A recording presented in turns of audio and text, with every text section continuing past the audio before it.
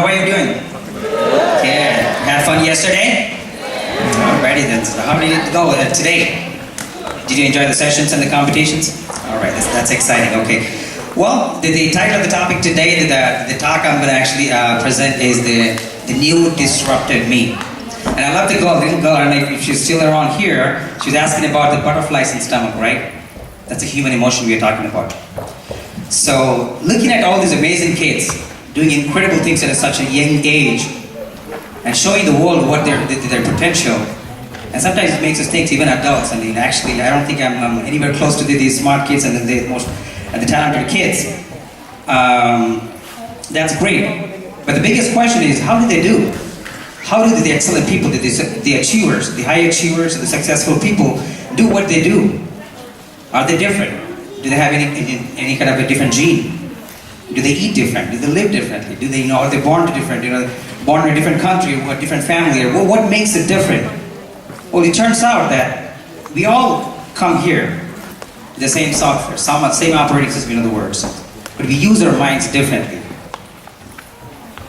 And the reason I love our little girl's question about that emotional, that anxiety, the force that hits you when you want to do something good, something great, or something big, especially when standing in front of the audience like this. And that's a universal, ubiquitous human emotion or experience that we all go through, even the successful people. Even when they're executing, they're delivering the best part, they go through that. So that's what I'm trying to gonna address today. As a matter of fact, I'm not an expert in any of these B's, spelling bees or math or geographic B, and I don't think I'm close to any of them. And I'm a physician by profession, and I'm not a researcher or a scientist or anything. I'm a basic family physician working with the University Health System in San Antonio for past 10 years, and I'm one of the medical directors right there. And I'm always passionate about the human emotion and the behavior. And that's what actually drew me through my childhood and my medical school and my practice and day in, day out as well.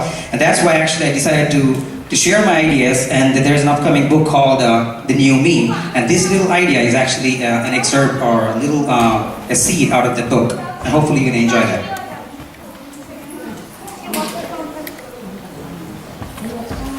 How many are from out of town? I don't think everybody's from Houston. Wow, okay. All right. How many are attending this event for the first time?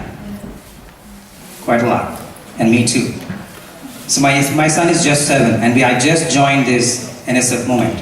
And I heard a lot about it, but I never had a chance to kind of work or do anything to do with the NSF. So my son is barely joining I don't think he's anywhere close to the spelling bee, but he was just introduced a few months ago, and so was I to NSF. And this is incredible what the NSF has been doing for many years, and extracting all the potential for young kids and young minds. And today, since we have the kids and adults, I think there are two parts of the conversation: givers and takers.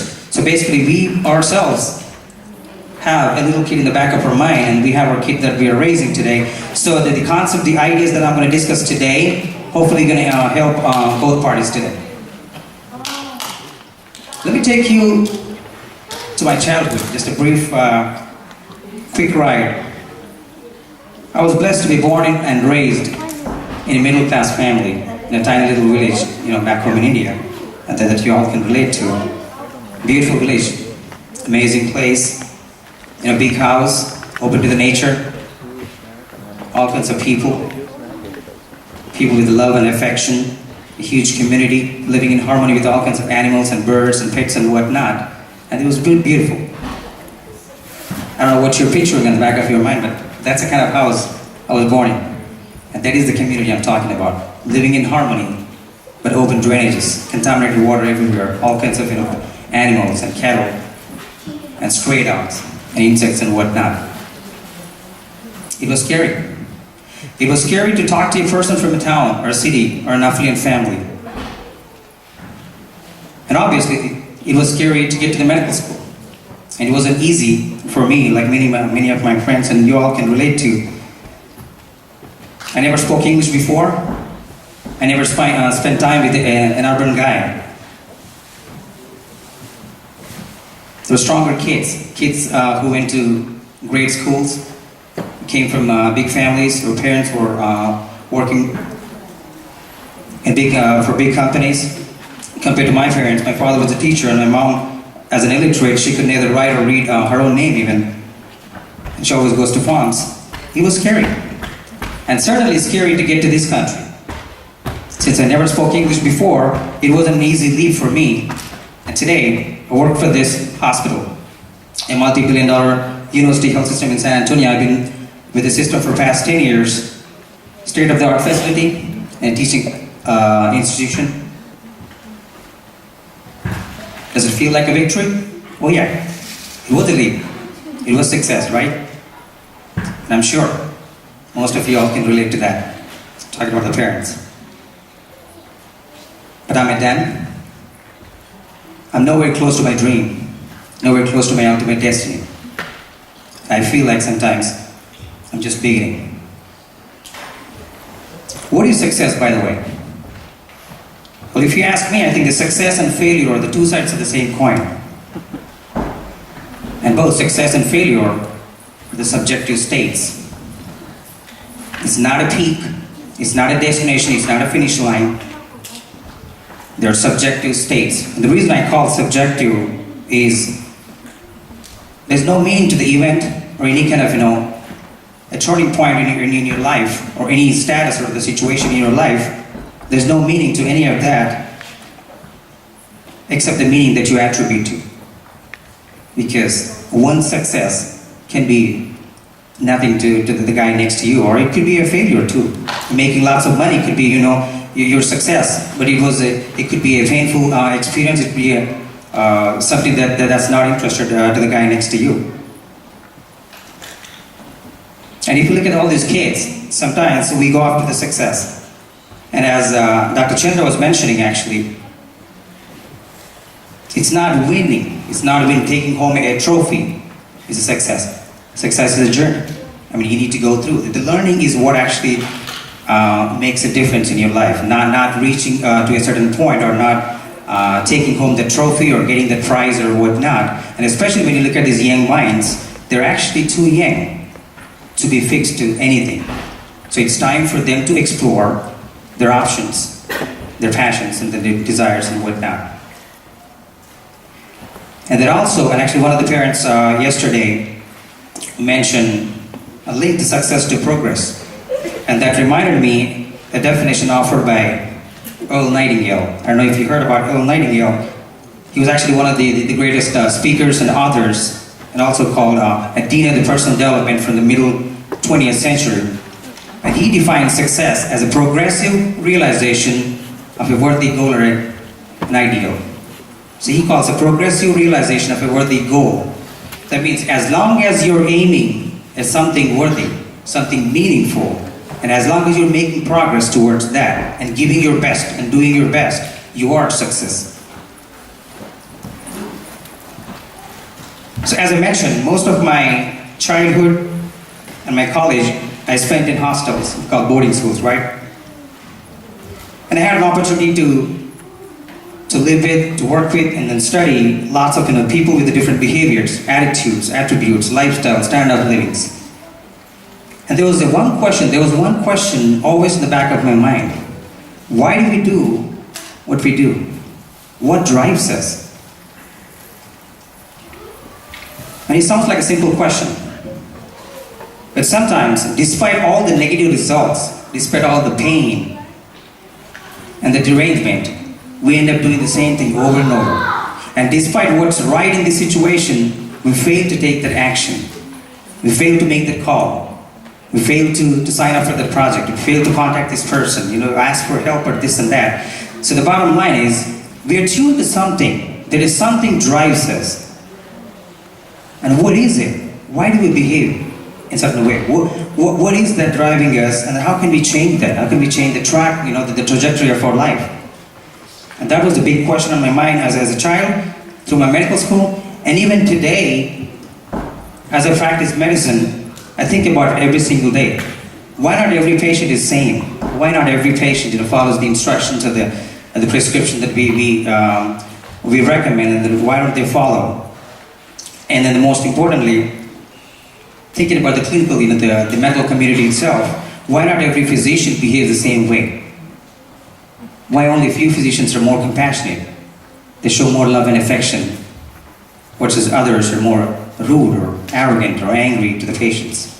What is it driving their behavior? They all went to the same medical school, they all got the same knowledge. Why are they different?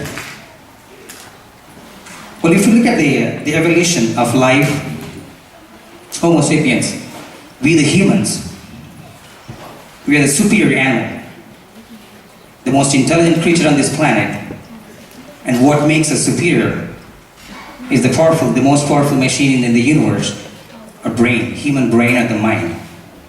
This is what separates the humans from the rest of the animal kingdom. And we are at the top of the animal kingdom, ruling this planet and going beyond. And the good thing is, this is what helps us. This is the operating system that humans are ruling this universe. And this is what actually helps us make that critical distinction, critical analysis, judgment. And such a powerful machine have a backlash too. The same operating system, the same human brain or the mind is the very cause of our pain, our suffering, our anger, our anxiety, our stress. I love this card. For a fair selection, everybody has to take the same exam. Please climb the tree. Which animal do you think can make up to that tree? Right. No brainer, right? Well, unfortunately, that's the kind of community or the society we live in. We try to judge everybody on the same parameter, the same baseline, the same test. And it was incredible that little kids were asking the questions, what drives them to the physics, or math, or spelling? Well, not everyone is tuned to the same area of interest. And we all gifted with our unique gifts, talents, and skills. So it's our responsibility, especially the parents, to identify those skills or gifts or talents in our children and nurture them accordingly, rather than pushing them into the same stream that everybody is going by. And we call genius. Albert Einstein, we call him genius. And that genius says everybody's a genius. But if you judge a fish by its ability to climb a tree, it'll live its whole life believing that it's stupid. So in other words, we shouldn't be doing the same mistake. So if your kid is interested in the spelling bee, put him in spelling. Math, geography. But if he's not interested in any of those B's, maybe he's interested in music, some kind of art, or public speaking. Or maybe he's compassionate about the human relations. Or he want to go after a cause. Or he just want to lead a spiritual life. He could be a philosopher, who knows? So if you all are gifted with the same powerful human brain, why everybody is not happy? Why are we not all happy and achieve the same level of success, the contentment, or the fulfillment? Well, I believe every single one of us live an entrapped life. What do you mean by that? We all live in a cage. We all live in an invisible cage that restrains us. It's like an invisible electromagnetic field surrounding us. This is what limits us. This is what restrains us from doing what we want. Asking for the kind of help we need. Taking kind of the action that we should be taking. And that's the invisible force. Can anyone guess what I'm talking about? You can't see it. You can't touch it. You can't smell or taste it. You can only feel it. And it's working every single minute. It does work every moment of your life. And that's your comfort zone. Called an invisible cage. It's like a prison, living in a prison with no bars. Why should you think beyond your comfort zone? Well, I believe every success or every result, the achievement, or it could be a simple outcome in your life. Everything that's worthwhile lies outside your comfort zone. Well, someone was asking me yesterday, does it mean I should shatter my comfort zone to deal with my comfort zone every single day to live my life? No. You have to. You deserve to enjoy. You deserve to be in your space. Be happy and comfortable. But when you're going after something worthwhile, If you want to do something big, if you want to expand your life, if you want to go to the next level, if you want to achieve something, you must deal with the comfort zone. You have to expand your comfort zone because that's where all your results, your learning, your change, your growth, your success and fulfillment, everything lies outside your comfort zone. And that's why I think that's what the critical element that separates the successful from the rest. Does anyone know this person? I'm not talking about her. The gentleman right there. One of the Brazilian authors. Absolutely. So author of that amazing book, Paulo Coelho, author of that incredible book, Alchemist, a non-fiction. If you haven't tried that, I strongly recommend to read that. He sold over 200 million copies of those books. And it took years for that book to come out and then get the fame and the momentum and all that. That's a different story. But such an incredible person. He says, it's not enough to know what you want. You have to do. That's a simple statement. So knowing what you want, knowing how to get it, knowing where to get it, all that information or the knowledge is not going to get you anywhere unless you take that very step. It could be simple or hard, but it's the action. The knowledge, we used to think knowledge is a power, but the knowledge is a potential power. It doesn't do any good without taking that action. What is power? Is action. Then the big question is, why don't we take that action? When we think about a project, when we think about a test, when we think about a competition, even when we think about organizing an event at a family level, why don't we do the right thing? We all know what is needed, whom to contact, what kind of help to seek from others. Why don't we do that little thing that actually gives us the right results? Well, let's tie it up to our comfort zone. You don't feel comfortable calling that person, asking for that help, or picking up this material, or spending X amount of time to get that knowledge or the skill or experience. What is it? What controls? What shapes our comfort zone? What shapes our life, in other words? Well, I think you are your mind.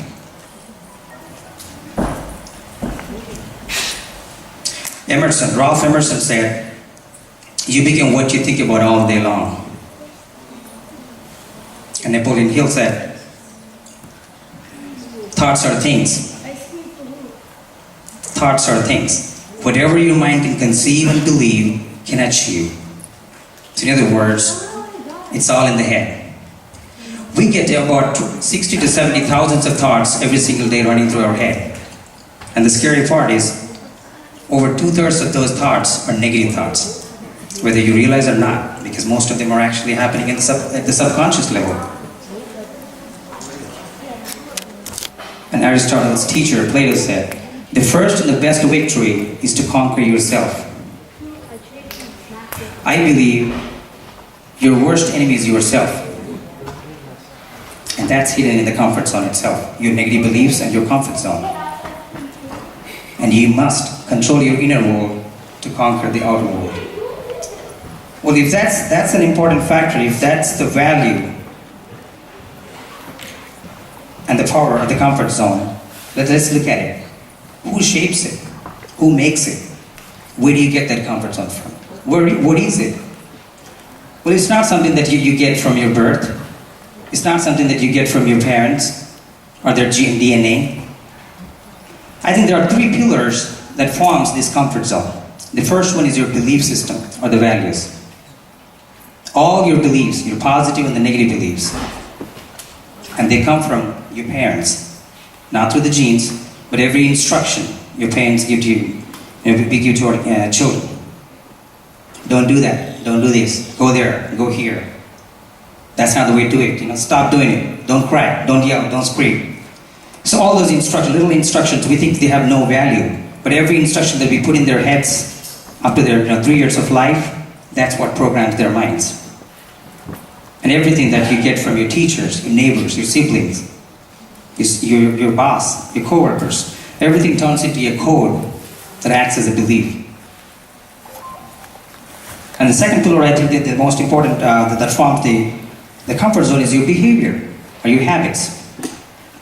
Everything that you do, right from the time you get off your bed, get up from your bed, the pattern, the way you brush your teeth, the way you take bath, the way you make your breakfast, what you eat, the way you answer a phone call, every little thing that you exhibit in your day in, day out, there's a pattern. And that's what makes your behaviors or habits. And the third and the most important element is your attitude, or your state of mind. Let me just go back to the belief system. Let's say eating right and doing the physical exercise is good for health, right? There's no ambiguity, there's no controversy about it. We all believe the same. But how many of us follow that belief or put it into practice? Or let's say you believe that a good diet and exercise is good, and actually you're following that instruction. But in a given time, in a given moment of time, if your attitude or if your state of mind is actually in the right frequency, you won't be exhibiting that behavior. So I think these are the three pillars that actually that forms our comfort zone.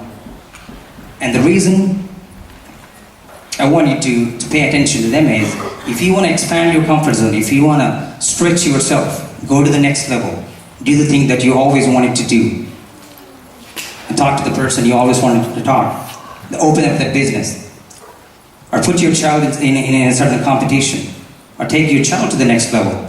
These are the pillars you need to shatter. And these are the very simple secret doors, if you will, you need to be handling with. And what lies at the core, the intersection of all three, makes who you are. That's your core personality. It doesn't matter how many beliefs you have, it doesn't matter what kind of behaviors you have, what attitudes you have. But the intersection, that means where everything, all your beliefs and behaviors and attitudes crossover, that's you, that's the real you. Does anyone know who this person is? Jack Canfield, the author of The Chicken Soup for the Soul and the Success Principle. One of the incredible authors and the speakers and coach. And I had an opportunity to work with him and mentored by him. He holds 2 Guinness Book of World Records, and I think he's the only author who sold 500 million copies of his books. And I'm blessed to receive an endorsement from him for my upcoming book. And Jack always talks about a simple but profound formula. E plus R equals O. Pretty simple. Even plus response leads to your outcome. What it says is basically that all the events that we experience, that we go through in our lives, it could be as simple as traffic jam, or just the bad weather, or maybe a bad economy, whatever it is. The events are same for all of us. It's the response that makes a difference. For example, there could be a crying child, a whining child. Not every parent would handle the child in the same way. One would actually kneel down to the child's level and just seek out what's going on, what they want. And the other parent would yell at them. So that the very response in that split second would actually program the child and also determines what kind of outcome you get. So that's a simple example, but it actually it works the same way at every level of our life, in academics, profession, your business, your family relations, your personal life, your spiritual life, whatnot. So then what drives our human behavior? Again, as I said, I'm a physician, but I'm not a neuroscientist. Without getting into the neurobiology or the neuroanatomy, there are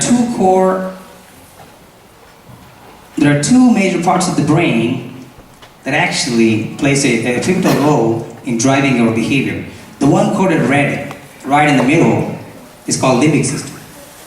This is where all our memories, our emotions are programmed in. That's why I call it the emotional brain.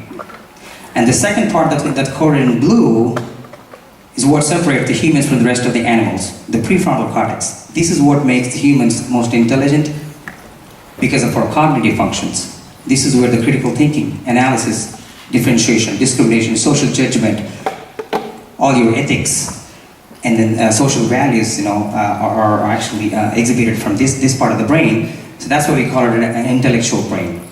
So the interesting thing is there's always a tug of war, or a seesaw, if you will, between this emotional brain and the intellectual brain. And the scary part is, it's the emotional brain that always wins. And it happens at a subconscious level. In a split second, you make the decision. You try to purchase that. You try to agree with for some kind of deal. Or you know smoking is bad for you, but you don't want to quit it because there is an emotional attachment. But if your child, if your son or daughter or granddaughter, if just shout at you and say, I would never see you if I see you smoking, that has a different emotional toll. And that actually can make you quit that bad behavior. So it actually plays a role in every single level, every moment of your life.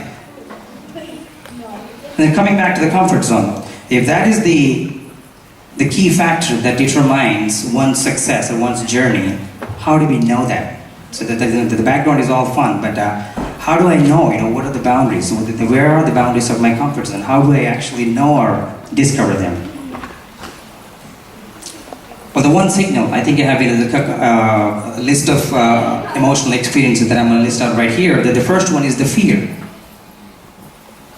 Anything that makes you or triggers a fear response in you, it just happens in a split second.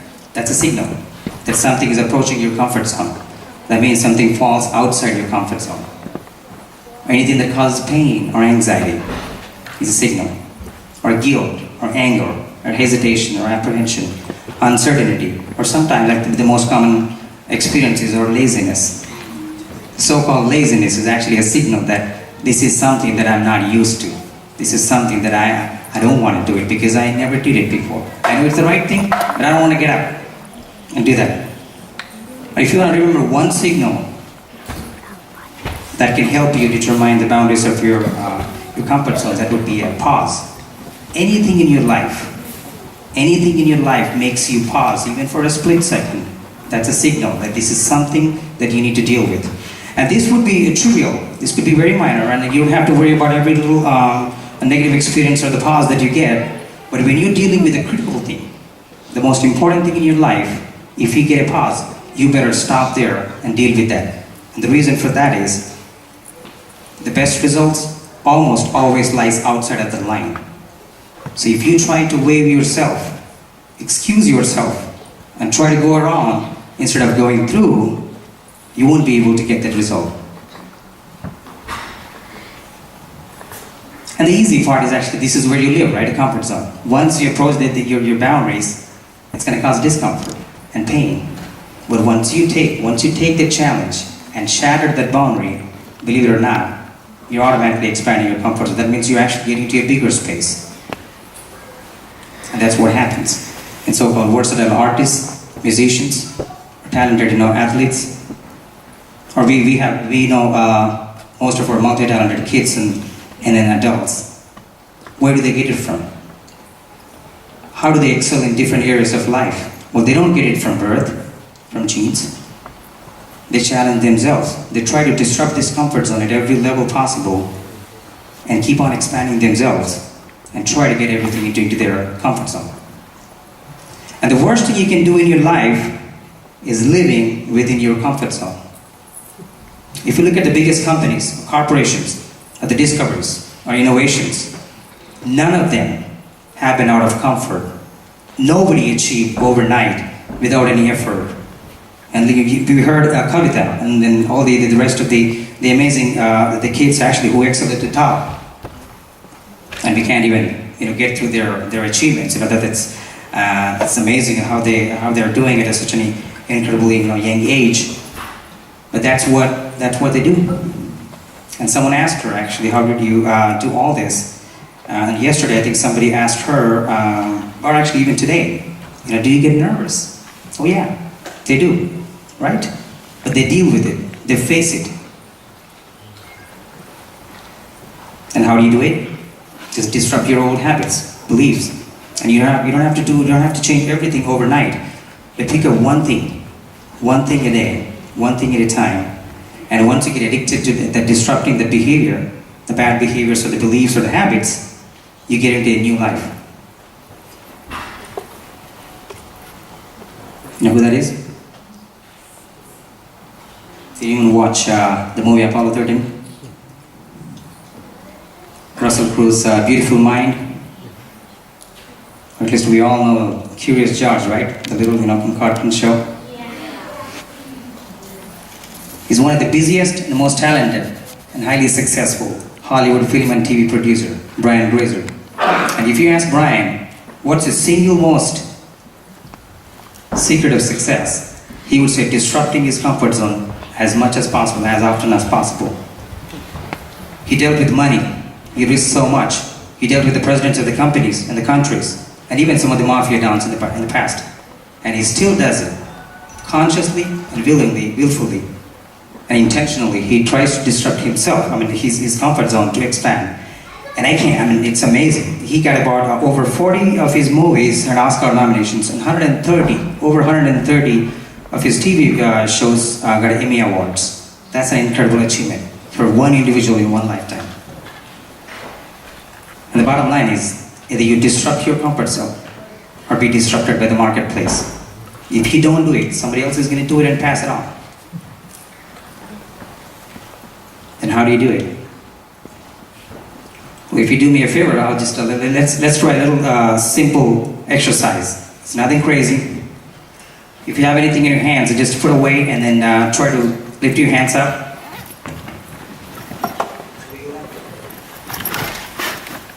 Try to interlock your hand. Put your hands together with your fingers interlocked. Put it in your lap. How does it feel? Pretty normal, right? Let's do the same. In your hands. At this time, you're going to shift a couple of digits and close your wrist. Shift it down. How does it feel? It's not comfortable, right? It's your same hands. Your own hands. It's uncomfortable. And you've been holding your hands for years, right? But you never did this. That's exactly how the comfort zone feels. So the interesting thing is, if you keep holding the hands in that position for a few minutes, you feel comfortable. You get used to that. And that's a very subtle example. But that's what happens in our lives. That's what changes.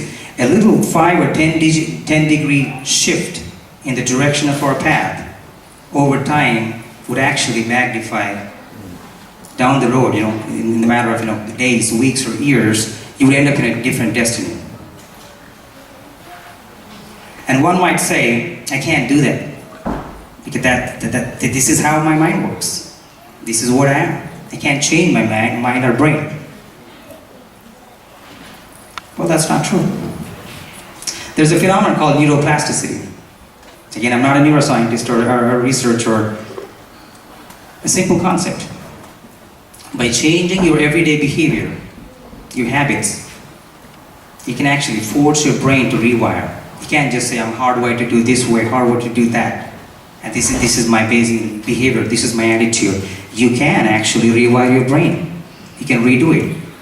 And it's been proven. All of the emerging research actually proving that there's a structural change in the way we live.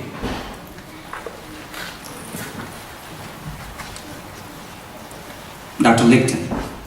Dr. Bruce Lipton, one of the body-mind medicine specialists, and actually he's a stem cell researcher. He worked at Stanford as well. And some of his work, and the work of his colleagues and other experts in the field, led to a phenomenon called epigenetics. We all think, the DNA, the genes that we get from our parents, they're a done deal, right? Well, again, that's not true. Through specific biochemical changes in our cells, in our DNA, you can't get new genes. We all get the genes, from the parents, either straight or mutated or modified or sometimes defective. But whatever genes you have, you can actually activate or deactivate or express or stop expressing certain genes in your body through specific biochemical changes. And the bottom line is, you can't just blame the DNA that this is how my DNA works, or this is how my life is actually working. And as a matter of fact, a couple of years ago, Time Magazine actually put out a cover story called Why Your DNA Isn't Your Destiny. The point here is, this is a simple illustration. The same person with the same DNA, or the same genes. By choosing to lead a different lifestyle, look at this. All the junk food, what he's eating and drinking, and then the TV, and then the shut windows. He's actually closed himself in this dark room. And the same DNA, he actually activates certain genes to lead to this kind of, physique and the life. By choosing a different lifestyle, he actually ends up this way. That's a simple illustration. The good news is, it doesn't just work in that physical phenomenon. You can actually activate and deactivate different genes in your life based on what you get to do. I mean, after all, that's what behaviors are, or habits are. And there's no pill for this, by the way. You can do it by yourself, by choosing to do it differently. So my ultimate message is, your success, your new life begins at the end of your comfort zone. So try to step out of that. So as I said, this has nothing to do with the B's, and I'm not an expert in any of those B's, but I do have a 5-point homework for everybody here, kids and the parents. Remember, nothing can limit your growth or success but yourself. Nobody in life, nobody in the world is going to decide where you're going to go. It's you and yourself. How do you do that? Through your beliefs, your choices, your everyday actions. So blame nobody but yourself.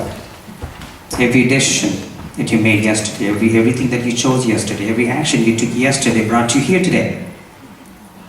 So if you want to end up in a different place, that's exactly what you need to do. Change, alter your belief system, modify your behaviors, and manage your state of mind. And that's one of the incredible things actually. If you want to handle one thing, master one thing, that's a state of mind. The reason I say that is, it doesn't matter how much knowledge or wisdom you have, how many skills you have, how many degrees you have after your name. It's precisely your state of mind in a given moment. The way you manage your state of mind would decide where you're going to go. So start along. We discussed that there's triggers, right? Anything that causes a fear response, or anxiety, or anger, or pause, like I said. Try to make a list of that. List out all of those emotional experiences, the negative experiences of different situations. And once you start having that in a running list, try at least do one thing that scares you. It could be as little as putting your phone down, or stop texting while driving, or talking to your child, or sitting down with your spouse once a week or once a month, talking about their finance, or talking about the kids' education, or whatnot, or sitting down with your boss and asking for a raise, who not? Or sitting down with your team and asking them to do what they're supposed to be doing. And keep disrupting your comfort zone as often as possible, and as many areas as possible. And that's my ultimate message. Just go out and disrupt your comfort zone and show the world your new me. Thank you. Thank you for your time. You can take any questions or any ideas.